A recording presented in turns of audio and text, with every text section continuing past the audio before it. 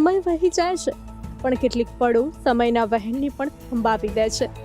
આજે બરાબર 1 વર્ષ પૂરું થયું.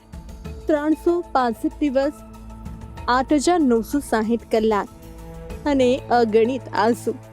ગયા વર્ષે આજના જ દિવસે અમદાવાદના આપમાં એક એવી ચીઝ ગૂંજી હતી જેણે કેટલાક પરિવારોના હસતા રમતા સંસારને કાયમ માટે શાંત કરી દીધા.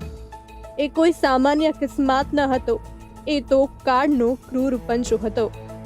પ્લેનમાં બેઠેલા એ મુસાફરોને ક્યાં ખબર હતી કે એ સફર તેમની જિંદગીની આખરી સફર બની જશે. કોઈ પોતાની ઘરે પરત ફરી રહ્યું હતું તો કોઈ નવી આશાઓ સાથે પ્રવાસ કરી રહ્યો હતો. પણ વિધિના વિધાન આગળ બધું જ લાચાર બની ગયું. એક વિસ્ફોટ અને બધું જ રાખ થઈ ગયું. લોકો કહે છે કે સમય દરેક ઘા ભરી દે છે, પણ જઈને પૂછો એ મા બાપને જેમના ઘડપણનો સહારો એક પળમાં છીનવાઈ ગયો. પૂછો એ માસૂમ બાળકોને જે આજે પણ ઘરના દરવાજે પપ્પા મમ્મીની રાહ જુએ છે. કપડાં એમના એમ જ કબાટમાં પડ્યા છે, એમનો સુગંધિત અહેસાસ હજુ ઘરમાં છે. બસ એ વ્યક્તિઓ ક્યાંય નથી.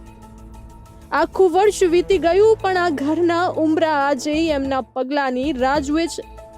આજે 1 વર્ષ પછી આખું અમદાવાદ, આખો દેશ એ નિર્દોષ આત્માઓને નમન કરે છે. તમે ભલે આ દુનિયાથી દૂર ચાલ્યા ગયા છો, પણ અમારા દિલથી ક્યારેય દૂર નહીં થાઓ.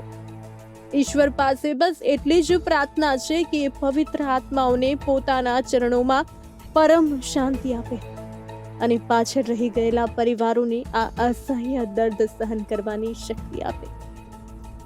યાદોનું આકાશ ક્યારેય ખાલી નહીં થાય. તમારી ખોટ આ જિંદગીમાં ક્યારેય પૂરી નહીં થાય.